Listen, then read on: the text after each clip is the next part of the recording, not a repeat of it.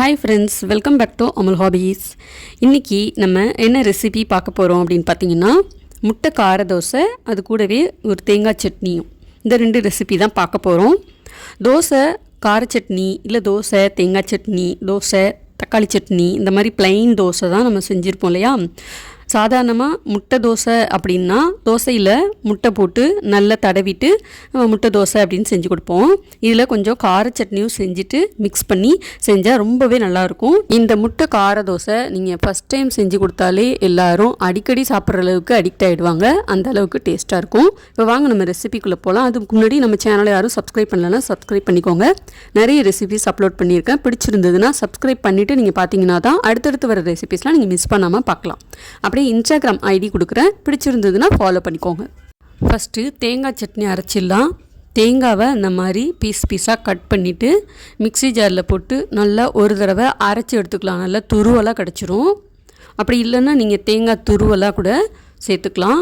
இது கூடவே ஒரு கைப்பிடி அளவுக்கு பொட்டுக்கடலை, காரத்துக்கு 2 பச்சை மிளகாய், கொஞ்சமாக ஒரு சின்ன துண்டு புளி, கொஞ்சமாக தண்ணி விட்டு எந்த அளவுக்கு உங்களுக்கு திக்காக வேணுமோ அதுக்கு தகுந்த மாதிரி அரைச்சி எடுத்துக்கலாம். இப்போ சட்னி தாளிக்கிறதுக்கு தாளிப்பு கரண்டியில் எண்ணெய் ஊற்றிட்டு சூடு பண்ணிக்கலாம். சூடானதுக்கப்புறம் எடுத்து கீழே வச்சுட்டு கடுகு, உளுத்தம்பருப்பு, கருவேப்பிலை போட்டு நல்லா பொரிஞ்சதுக்கப்புறம் சட்னியில் சேர்த்துக்கலாம். இந்த மாதிரி சேர்க்கும்போது நமக்கு தாளிக்கிறப்ப நிறைய கடுகுலாம் பார்த்திங்கன்னா அடுப்பு ஃபுல்லாகவே தெரிக்கும். இந்த மாதிரி தாளித்து பாருங்கள், அடுப்பு ஃபுல்லாக எங்கே பார்த்தாலும் கடுகு தெரிக்காது.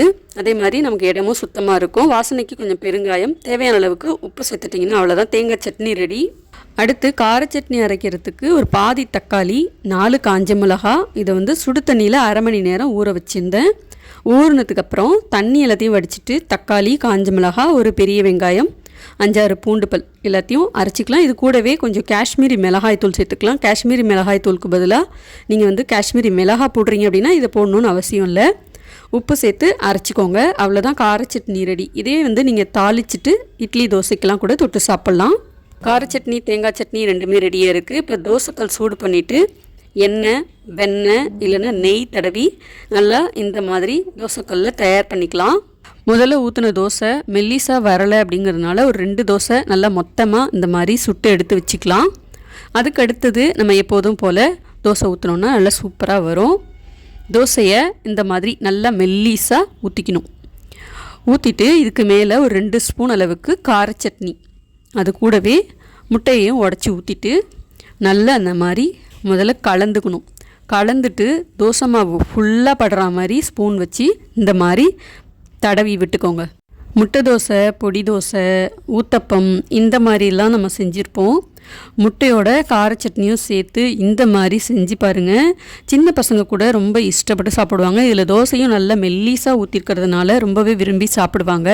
இந்த அளவுக்கு நல்ல தோசையோட எல்லா பக்கமும் படுற மாதிரி தடவி விட்டுருங்க. ஓரத்தில் நெய், அப்படி இல்லைன்னா வெண்ணெய் இல்லை நெய் சேர்த்துக்கோங்க. நான் வெண்ணெய் தான் சேர்த்துருக்கேன். நல்ல டேஸ்ட்டாக இருந்துச்சு. வெந்ததுக்கப்புறம் அப்படியே அழகாக அப்படியே திருப்பி போட்டிங்கன்னா 1 செகண்டு கூட ஆகாது, சூப்பராகவே வெந்துடும். பாருங்கள், சூப்பராக வெந்துடுச்சு. முட்டை கார தோசை ரெடி ஆயிடுச்சு.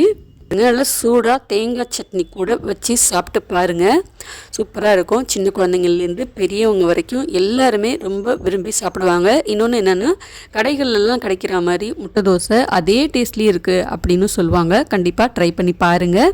எப்போதும் ஒரே மாதிரியே தோசை செஞ்சு போர் அடிச்சிருச்சு, விதவிதமாக சாப்பிட்ணும், கொஞ்சம் டிஃப்ரெண்ட்டாக இருக்கணும் அப்படின்னு உங்கள் வீட்டில் இருக்கிறவங்க எதிர்பார்த்தாங்க அப்படின்னா இந்த மாதிரி தோசை செஞ்சு கொடுங்க, ரொம்பவே விரும்பி சாப்பிடுவாங்க. இந்த ரெசிபி உங்கள் எல்லாருக்கும் பிடிச்சிருக்குன்னு நம்புகிறேன்.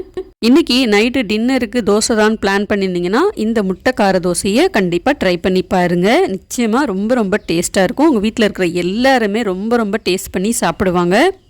ஓகே ஃப்ரெண்ட்ஸ், இந்த வீடியோ உங்களுக்கு பிடிச்சிருந்தது அப்படின்னா மறக்காமல் லைக் பண்ணிவிடுங்க. அப்படியே உங்களுடைய ஃபீட்பேக்ஸையும் கமெண்ட்டில் சொல்லுங்கள்.